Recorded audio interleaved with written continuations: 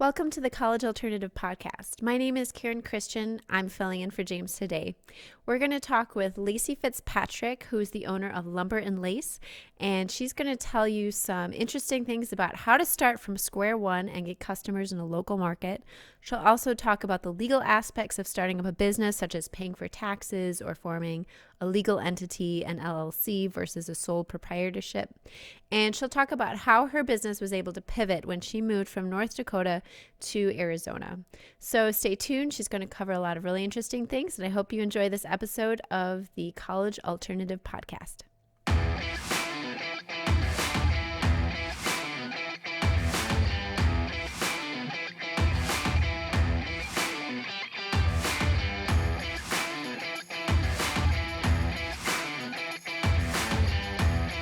Interviews with the best in their fields, teaching you how to excel in careers that don't require traditional college. You're listening to the College Alternative Podcast. Insider tips and advice, straight from the experts. And now, here is your host, James Christian. Good morning, Lacy. Thanks for coming on the show. How are you doing today? I'm doing great. How about yourself? I'm doing really well. I'm excited for this interview. Me too. So, your business is called Lumber and Lace, and you have a website right now it's called lumberandlace.com. Is that correct? Yes, right here on the shirt. Oh, perfect. All right. And in your business, you reclaim wood items and you turn them into signs. You have DIY parties where people can make their own either signs or pieces of furniture, small pieces of furniture. Do you want to explain a little bit more about? You could probably explain it better in your own words what your business is. Yeah, so basically we do a lot of custom built home decor and home furnishings, furniture. We do some upcycling. We take these items and we sell them at junk shows around the state, and we also sell locally and through social media. The most productive part of our business right now are our DIY parties, where the do-it-yourself time right now that we're in, and everybody wants to make their own items. So I come to them, and it's locally Tucson and Sierra Vista area, and they invite their friends over, and we make something fun that they could be proud of. Usually it's home decor, almost always made out of wood. I have something here. Our most popular item at the time is our initial trays, and it's like a wood tray. You put it anywhere around your house, and the customer basically makes almost everything. They put the handles on themselves, and I think that it's a great learning experience, along with a chance to be kind of crafty, and people don't realize how creative they are until they all get together and they get to make something. So that's one of the items that you can make at one of your parties, is that? Yeah, the DIY parties. As far as reclaimed in Arizona, we don't have as many items to reclaim. Not much can survive the Arizona heat, but I have some like old fence posts that I've collected, and I made the Arizona cutout, which is really popular right now, or the little heart for Valentine's Day out of the old fence post. So I also make things new out of lumber. I paint. Here's a little sign, do lettering. So yes. So if you're listening on iTunes, we have this is also up on YouTube, so you can see what she's putting up are some signs and some different types of things that she's made. So if you want to check out what she's done, you can either check her out on her website or check out the YouTube video to see what she's holding up. They all look pretty neat there. So thank you. Now you started your business it probably wasn't the same business, but you started this type of a business when you lived out in North Dakota. How long ago was that, and when did you move to Arizona? Well, we've lived in Arizona for about less than 2 years now. We moved here in June. So in June it'll be 2 years. And shortly before I moved from North Dakota, here I had this crazy idea to start a business, basically selling things that I love to make. I shared it with some friends who thought it wasn't so crazy, and they jumped on board. We went pretty quickly into it, which is selling some of our designs.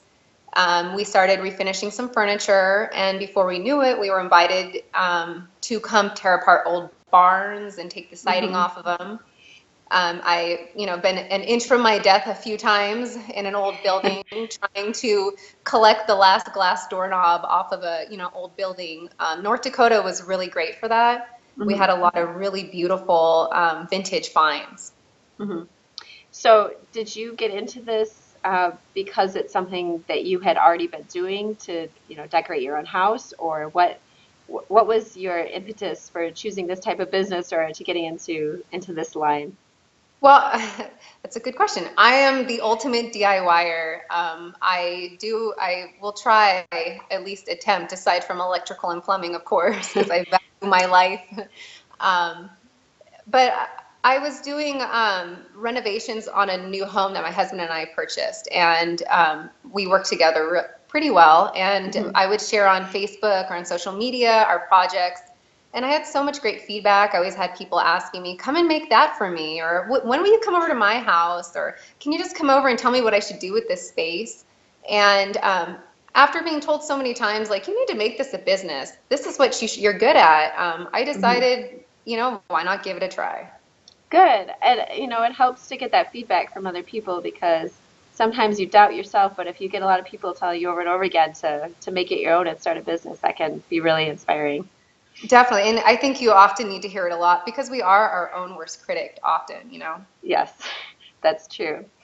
So 2 years ago, you moved to Arizona, but a lot of your business that you do is local. So what happened to your business that was in North Dakota, and or did you reform immediately in Arizona, or what did that process look like?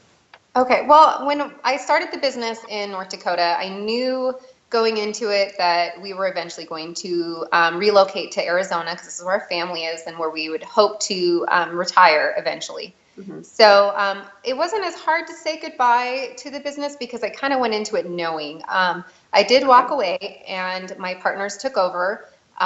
One of them is still running the store and actually has a storefront at this point, very Oh, wow. successful. We're good friends. We still talk shop and bounce ideas off each Hmm. other. And I'm very appreciative for the experience I had with that. When we moved here, I took some time off. We bought another fixer-upper. Um, and getting back into working in the house again and doing all these projects, I kind of got that itch and it just wasn't enough. And so I told my husband, I think it's time. And he's very supportive and he just knows that I'm going to do what I got to do. So he, set me free and told me to do it. And that's where I'm kind of starting back up again. Okay. Has it been difficult to do it here because you're doing it by yourself, so you don't have as much of a support network, and like you mentioned, in Arizona, you don't have a lot of, old barns that you can pull apart. So I'm sure your business changed a little bit. What has it been like to do You, it by yourself here? It's been very rewarding because I have no one to fall back on. It's me. At the same time, a little stressful. That's where our DIY parties came into effect. I had to get myself out there, get to know people, show people a little bit more about myself and what I'm capable of. So I started these parties as a way to kind of reach out. And, I'm meeting 5 to probably 15 people at each of these parties. And then the word of mouth travels, and then before I know it, they're contacting me and saying, hey, Hmm. I have this table. What do you think we could do with it? Or I'm looking for a sign from this room. I know you have stuff. So it's kind of comes full circle, and it's been great. As far as, I can't charge as much. The market's a little bit bigger here, a lot more competition, and I don't have one of a kind, vintage doors. They're a lot harder to come by. So yeah, my pricing has gone down a little at the same time. Hmm. But it's all relative, I think, depending on, where you're at. How do you decide your pricing and what the market will bear? Well, I think the number one thing I go by is the actual cost. And lumber is one of the main things that I use. And lumber does vary a little. So my price can't really too much. So sometimes I'm a little ahead and sometimes I'm a little behind. Hmm. The other thing I try to look at is my competition. I look at what the going rate, even in a store, because I know that nothing's as authentic as handmade, Hmm. but a lot of people just want something now. And if you can go to Hobby Lobby and buy it, you're still my competition. So I look at the competition, whether it's handmade or something in a store, and I try to stay in line with them. I also try to up my quality so that when somebody does get the item in their hand, they can look at it and say, hey, I got a little bit more bang for my buck here. This is going to last Right. me a lot longer than this. Hmm. That's pretty smart because I think a lot of people want to buy something that is quality made and, they can look at that item and say, I know who made this, or I know where it came from. I know it was manufactured locally. But at the same time, a lot of times you'll get, pieces that are 3 times as expensive, and it's difficult to justify that kind of a purchase. So, Well, and I think, and especially I think the time that we live in, people change their decor and we change out things. You don't buy a table and expect to hand it down to your children anymore. So I do have to keep that in mind when I'm trying to price things. Sometimes I say, oh, this is going to be $1 million because of the hours and blood, sweat, and tears that went into it. But it's just not, it's not the reality. I wouldn't sell anything. okay. Well, all right. So I could see upsides and downsides to that because obviously you want to value your time and the amount of effort you put into it. When you are creating your products that you're going to put on the market or that you're going to sell at shows, how do you balance then the amount of time that it takes to put into something versus what you're going to make out of it? Is that sort of a deciding factor for you to figure out what you're going to try to sell? Yeah, I mean, definitely. And even with customers coming to me, they'll say, I really want you to refinish this whole, but I had somebody just the other day, I need this whole table refinished, the chairs, this and that. And upon looking at it, I look at it and it would be cheaper to buy a new table set. Hmm. Unfortunately, and I try to be as honest and straightforward, but here's an alternative to what I can do for you. Hmm. Um, my theory going into this, because I did start my business, I didn't have any loans or anything. I kind of just went slowly and kept growing, Right. was that I wouldn't make anything I wouldn't put in my own home. So in the event that I don't sell it and people aren't as passionate about it as I am, it's going to be up on my wall. All right. So, and that also goes for the quality because I wouldn't want something. I'm really into design, and my home is very important to me. So I wouldn't put something I'm not proud of in my home. If something sells really well, and I'm kind of getting burnt on it, but it's doing really well, and the cost, and I'm still making the amount of money I need, I would continue to sell it until it was done. Okay. What kind of equipment do you need to make all of your pieces that you do? So you do a lot of woodworking. The average person isn't going to have, well, I don't know. Maybe I'm not the average person because I don't have any woodworking tools besides like a saw and a screwdriver. But what what That's kind of equipment do you need, and where do you put this? well, I have a large garage, which I call the workshop, and Okay. there's no cars in our 3-car garage because there is a All workshop in there.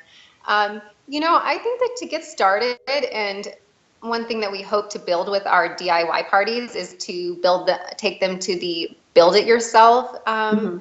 direction a little to show people that you don't need a lot to do simple building. I have a scroll saw. I have numerous amounts of tools at this point, but you can get started with a miter saw, a screwdriver, a nailer, Hmm. and you can build some pretty cool things. And you can keep building upon it, but it doesn't take a lot to get started. You wouldn't even need say that now you can go to Home Depot or Lowe's and have them cut your wood for you. I'm sure they wouldn't appreciate doing many cuts, Uh-huh. but they'll do them. And that's basically how I started when before I could use a saw and I didn't want to have to wait for my husband to get home to cut something for me. Hmm. I would have to go there and say, hey, can you cut this at 54 inches? And then I would have to measure it because Hmm. if they don't cut it at 54 inches, it's not going to work. Um, but I think you can start small and just build. Okay. Yeah, I mean, that makes sense. I think for anyone starting out their business, if you can start small, it's going to be good. It puts you ahead of the game because you're not going to debt and you don't have a lot of overhead costs in order to start it up. So that's good. And it sounds also too as though if you're a do-it-yourself person yourself, you may have had some of these tools already to begin with since you enjoyed Yeah, making these things for yourself. definitely. A lot of these things, if you just do simple things around the house, you might have these tools. Okay. Um, so when you first got here in Arizona, were you starting out with do-it-yourself parties, or what was kind of the first way that you tried to get your name out from zero, right? Because pretty much no Yeah. one here had heard of you. Yes. No. And I mean, I have, because we originally lived in Arizona, I do have some old friends, Okay. and family, but you can only, hit those people up so much. But, I started with social media, and I think social media is like the greatest way to get yourself out there because it doesn't take a long time for someone to check on their Facebook or their Instagram. Okay. And I started with a product. I did some American flags with the thin line, blue or green flag, the line going across it. Mm-hmm. And we live in a very military, law enforcement, I think we have a large presence here of them. Mm-hmm. So I kind of reached out that way to see, put my feelers out and see what would happen if I threw the flags out there. Now, they weren't rustic, they were the shabby look that I like, and I add my own personal touch to them. But Mm-hmm. they sold really well, and they're actually still one of our #1 sellers. And I started with the deal of the month, and slowly kind of just transitioned. And I let the business kind of take me where it needs to take me, while Right. also trying to keep somewhat of a, a steering wheel got me Right. where I want to go, so that I don't go too many places, because I feel like you got to build up before you can build out sometimes. Right.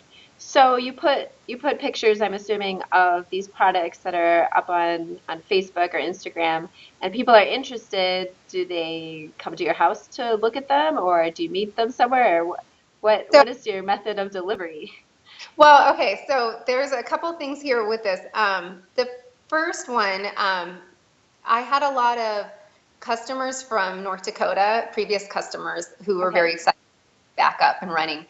I shipped most of my items when I first started again. I spent a lot of time in the post office shipping. Okay. So, another thing that I've been kind of getting back into, and I did in North Dakota as well, were junk shows, which are like a vendor show, but they have some vintage finds and a little bit Hmm. more funky style. It's not your craft fair as much. It's it takes it to the next level a little. Hmm. And so I've kind of reached out a little, and I found one in Tucson. I attempted one here in town. It was more of a vendor show, but those are a great way also to display all my items, let people see it. I meet people for large furniture occasionally. I try not to do too much business out of my own home, Okay. but I am legally able to. So, but ultimately, I try to meet people or set them up for shows or ship. Okay. Is shipping expensive? Because I would imagine it would eat a lot of your costs, and people are used to free shipping from Amazon or quick shipping and all of that. Shipping is awful. It really is. And it's really limited my customer base, because I have people contact me weekly who want a shipping quote. Hmm. And I try to prep them, because I will meet them in the middle a lot on my shipping, and I Okay. eat a lot of the cost, but it's just not, it doesn't work for a lot of people. And unfortunately, I lose a lot of business that way. I try to keep things smaller, for the things that I can ship, or, offer different promotions. But ultimately, the shipping is it's really hard. Yeah, I can imagine that. And it's frustrating too. We live in a time where everyone wants to find something online that they like, and if you like it, but it's not local, it can be hard to ship out something that's heavy, no Yes, matter no, what it is. I've shipped some large things, and I was kind of unsure, and then you worry about if it's going to make it safely, and then the insurance. And there's just so much more that goes into it, even my time and Right. energy of having to do all that and unfortunately, it's not always an option. Yeah. Okay. That makes sense. So you said you started out and are you on Facebook and Instagram? Are those your social media Yeah, outlets? yeah, Okay. that's our main ones right now. So those have worked well for you, which is wonderful. Are there any other types of marketing that you've tried or you're thinking about trying or that you are planning for? You know, I would say that our goal this year is to network more with other small businesses locally, Okay. and get ourselves out there that way, working together. Um, the only other thing I can think of that wasn't, because I was thinking of what wasn't super successful, what didn't help us. And as I mentioned before, I went to a vendor show locally, and there was a vendor show with a lot of local artists, and a mix of maybe at-home businesses. Mm-hmm. And I think that we did okay. We didn't do bad, but we didn't leave excited. And I think the problem is that if you cater to a market that's not really your market, um, you're not obviously going to do as well. So I did notice that when we choose our next shows, we're going to be a little bit pickier on what we choose. Okay.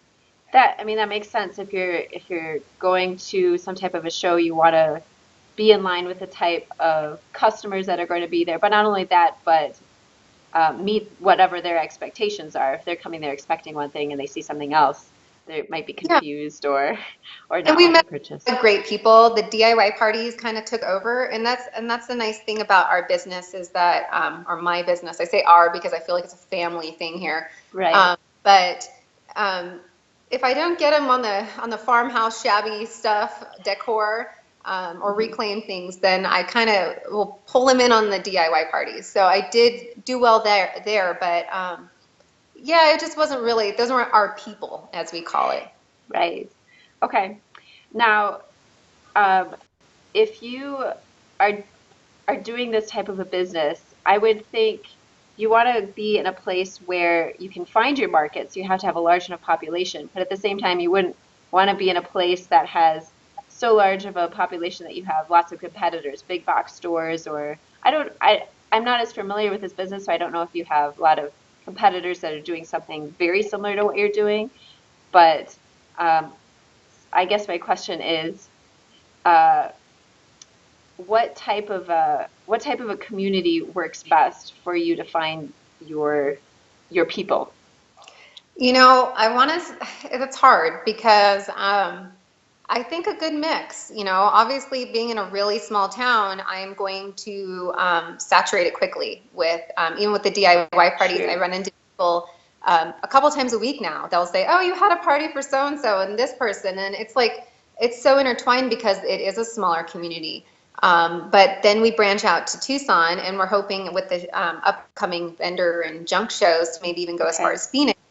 Um, and we're going to run into competition there. So here I might have more of an advantage, but as soon as I go bigger, I'm going to have more competition. So it's kind of very much a give and take on that one.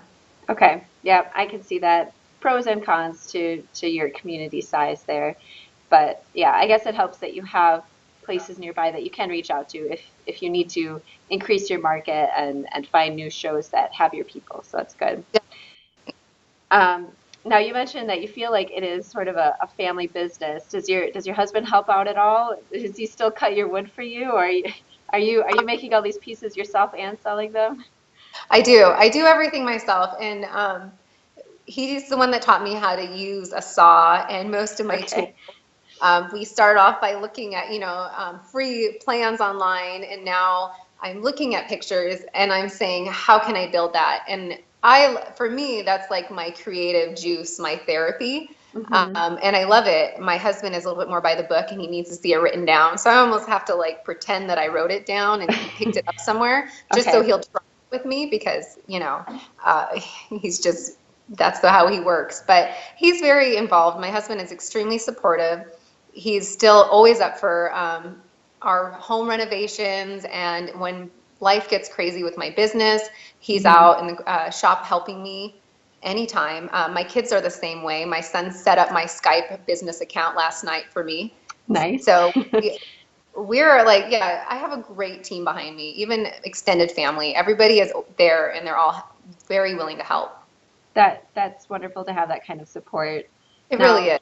now your kids are some of them are younger, so you are a stay-at-home mom besides your business. Yes. And how was it? How was it trying to start up this business when you had little kids that were in your house with you during the day? Well, my youngest is 5 and my oldest is 12, and um, and I have 3 children. I actually started the business because I was a stay-at-home mom, and I wanted to Okay. be able to have that flexibility. And when I started it back up again, it was basically the same reason.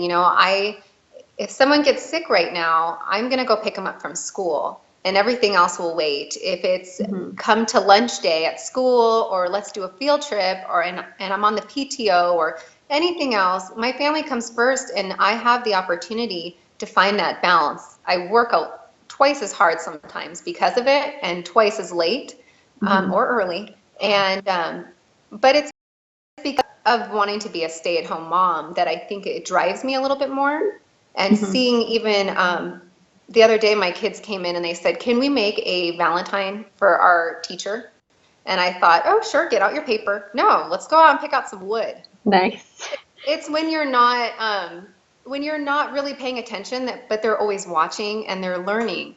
And so it's kind of been very rewarding. You know, what started as me being able to be a stay-at-home mom and make my own hours has turned into teaching my children so much more. So it's an awesome thing to be able to be my own boss. That's great.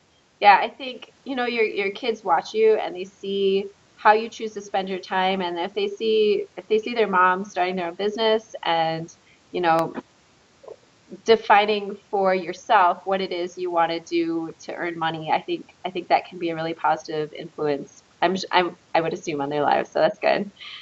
Yeah. Um, I actually see I actually see a lot of stay-at-home moms that are trying to find ways to make money that don't involve going out into traditional workforce. I see, people trying to start Etsy stores or selling at the farmers market or trying to find kind of local business methods where they can have that flexibility that you've talked about, but still kind of bring in an income for their families. And one of the popular things to do is to do something like a Scentsy consultant or a LuLaRoe. I don't know what all of those direct marketing campaigns are, but there are a lot of popular ones that are out there right now. In your opinion, um, what makes your business different than those? Is it a riskier enterprise doing it yourself where you're making your own products? What's the difference between something like selling for one of those companies or doing something like what you're doing? That's a good question. You know, is it riskier? Yes. With a lot of these direct business sales, the I would say the mom or the business professional is the last chain, the last person in the chain. They're the ones that bring the product to the customers. They do the sales. They are implementing someone else's idea. Hmm. I am the full circle. I wear all hats. I start with the idea. I do the building. I do the marketing. I do the sales. I handle all the ugly stuff in between there. And it's definitely more rewarding because I'm watching my item come to life and seeing the full circle of it. Is it riskier? Yes, definitely, because I'm throwing every part of myself out there for the Right. customer. Um, I don't think that what I do is for everybody, Hmm. and I don't know if I would be good at selling Scentsy or something of that nature. I think that it really just depends on what your talents are and what drives you, and what amount of creativity or just your goals really, and how much time you want to put into it. Hmm. Um, do you think that the way that you're selling your products has the potential to go bigger than Scentsy or something like that? Because you are in control, you have more control over this business. So if you wanted to grow it, you know, I don't know, to grow it bigger, does that lead you the possibility of going farther with it, or is it just I don't know, kind of like just a different venue of selling things? Well, I believe the sky is the limit. No. Would I love to have my own design line in a store or have my own networking party group? Hmm. Yes. Am I capable of it? Of course. I think that if you work hard enough on anything, you can. I am only one person, so I can only be spread so thin before I find someone else to help a little bit more. But at this point, this is what's working for my family and for my business.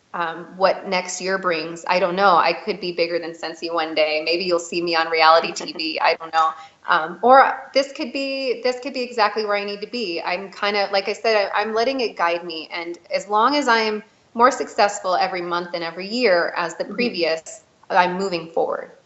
Good. Now, you you have set yourself up as an LLC, is that correct? Yeah. Or you're in the process of? Yes. Yes, Okay.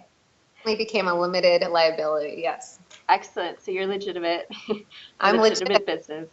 Um, I think for someone who's starting out their business, whether it's something similar to yours or something completely different, that looking at the legality of how to make your business an official business and everything that's involved, the paperwork, the taxes can be a little bit daunting. So if you don't mind, I would like to talk to you about that. Maybe it's not as interesting as your inspiration and all of that, but how did you decide to become an LLC versus a sole proprietorship or I don't know, Okay. S corporation or whatever else there is out there?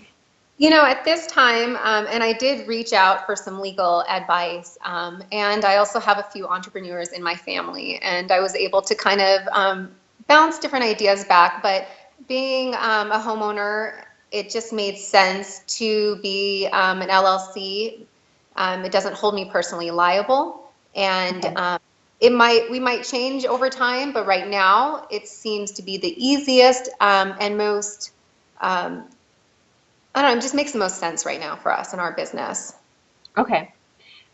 If you are a sole proprietorship, does it give you the same, I don't know, does it give you the same type of Protection, no. protection? No. Okay. Yeah, that's what I was last year. We were, like I said, we just decided to come a little bit to protect ourselves a little bit more. And I think Yeah. that in the day and age we live in, it's very important to do that. Okay. Are there other types of protection that you can give yourself? I don't know, do you have any other types of insurance or I don't know what else would be out there? Well, I would recommend insurance. So if you're doing what I'm doing, and say that you go to junk shows, you like to sell your handmade items, I would recommend an event insurance. It's probably a little bit cheaper. And so when Okay. you go to the event, say that your table falls over and hits little Johnny on the head, and his mom wants to sue you. You have the insurance for the event, and it gives you a little bit peace of mind. Is it going to be stressful? Of course, having to do anything like that. And having the LLC behind you also kind of closes the gap a little bit more. It's like a circle. It kind of keeps you in there nice and safe with your business. So because we do the DIY parties, more of a liability insurance makes more sense for us because in the event that somebody burns themselves with a hot glue gun, and I'm not Hmm. giving anybody any ideas here, please. Um, and we also have a liability waiver. But Okay. then in that event, and that was their, hand that they made art with, I don't know, their business is suffering. We have the insurance that will cover us for events, and we will have our insurance that will cover us every day.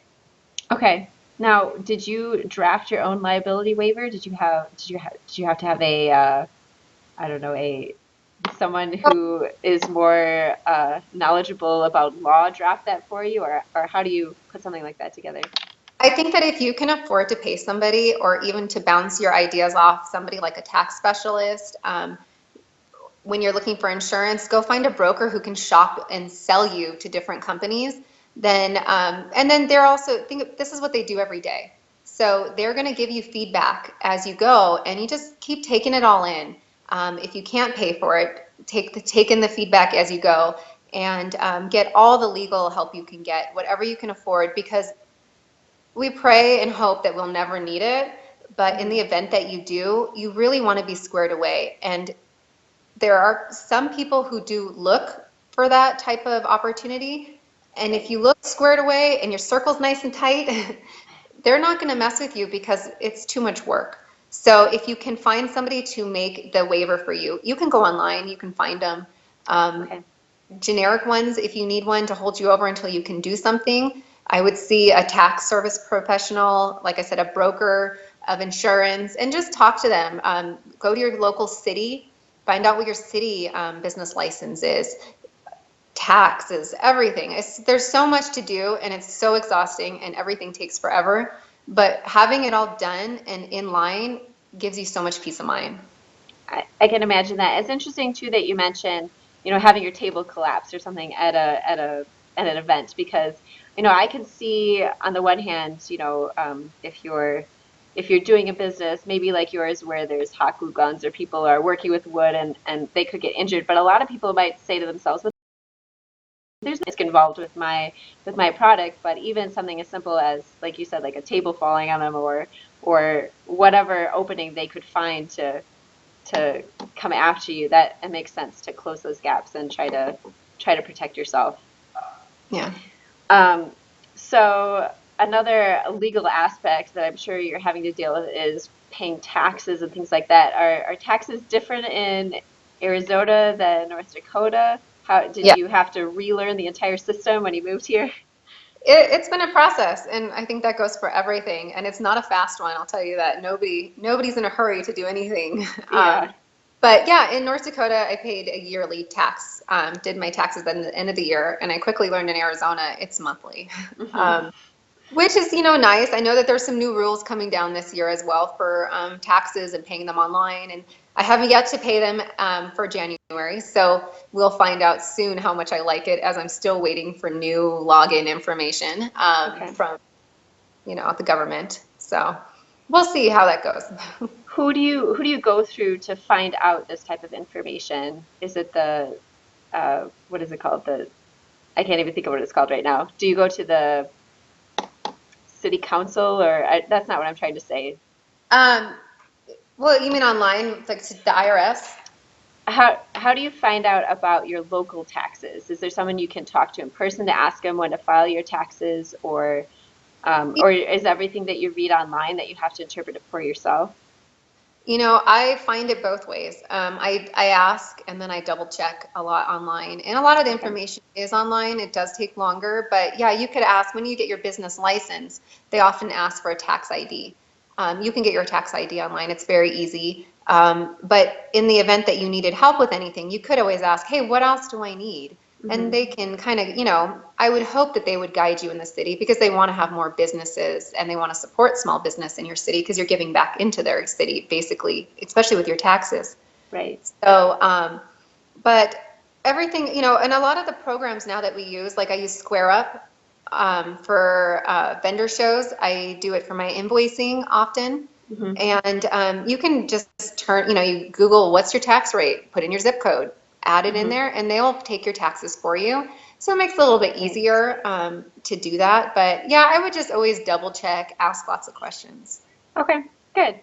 Um, let's see. Are there any other legal issues that I am not remembering? Oh, here's a question for you. What about something like trademarking your name? Are you able to take the name of Lumber and Lace if there's someone else who already has something similar? Did you have to do a search for that name? So I did find, and I think you start small, look around on Facebook, look on Right. Google, and see what's out there.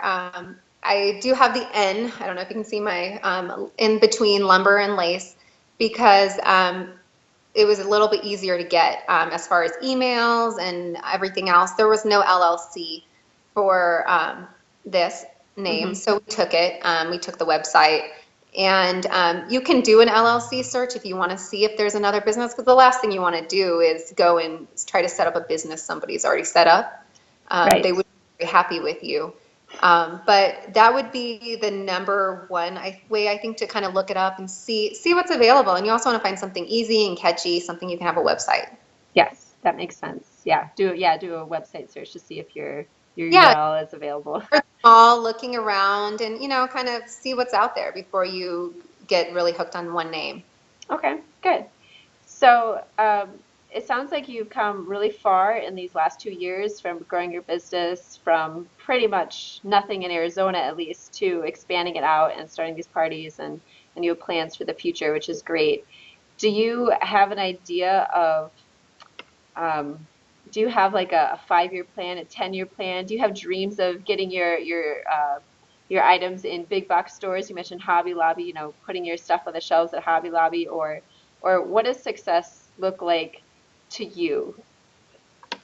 So I don't really have any dreams of being in Hobby Lobby at this time. I Okay. do have, I'm one of those people who falls asleep with a notepad and a pen beside my Hmm. bed because I'm constantly, my husband says, turn off the brain and go to sleep because I'm constantly working. My plan doesn't go 5 years. My plan's like 6 months and it's too big to keep Okay. going. So, I do have short-term plans for our business. Success right now, like I said, is every month and we're still fairly new here in Arizona, and this is something that formed a little bit differently than what I've had before. So we're moving forward, and that is my success right now. I'm still able to do what I want with my family. I provide an income as well.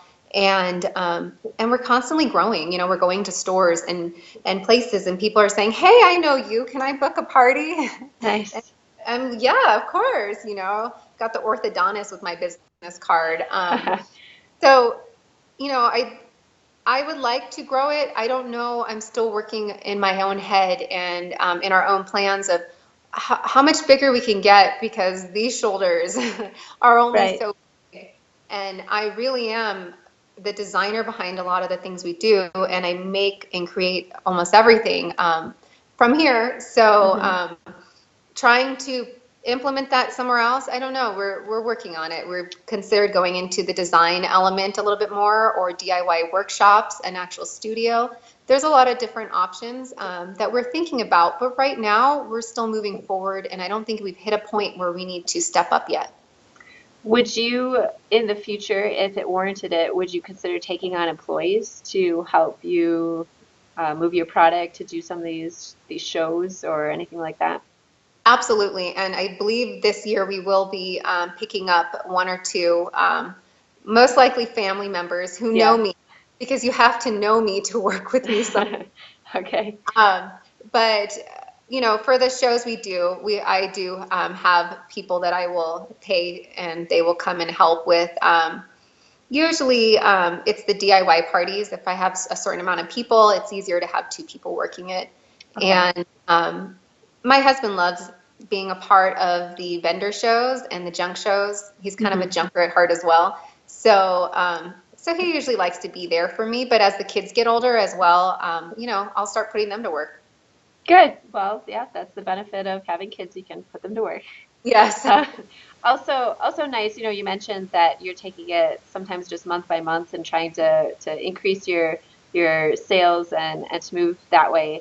And I think having yourself as a small business of one, it allows you to be nimble and allows you that flexibility to make the change that you want when you see an opportunity. So sometimes it can be good to have an open mind about where your future will lead you also. So I think I just have one more question for you today, which is, if there's someone who is out there who is interested in doing something like what you're doing, something similar, it might not have to be with lumber, but a similar type of a sales product or something they can bring to other people's houses to make them.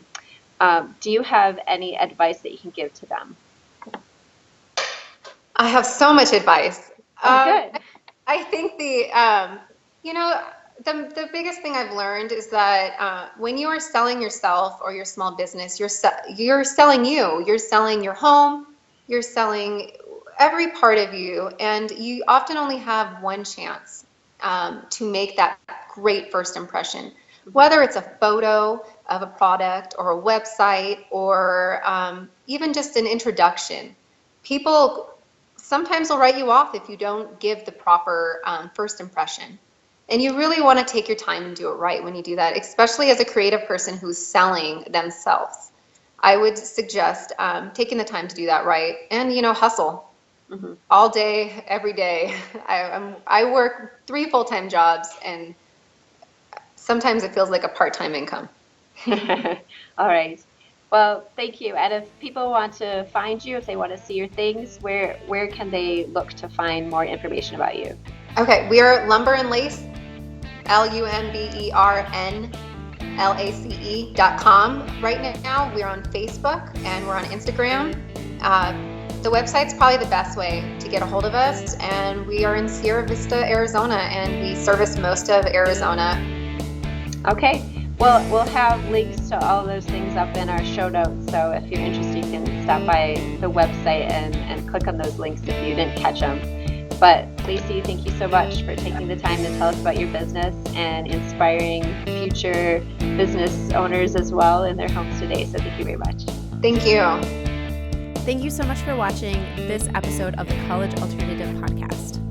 If you would like to read the transcript or look at show notes, come visit us at collegealternative.net. You will also find a link to Lumber and Lace there or any of Lacy's social media outlets. Thank you so much for watching and have a wonderful day.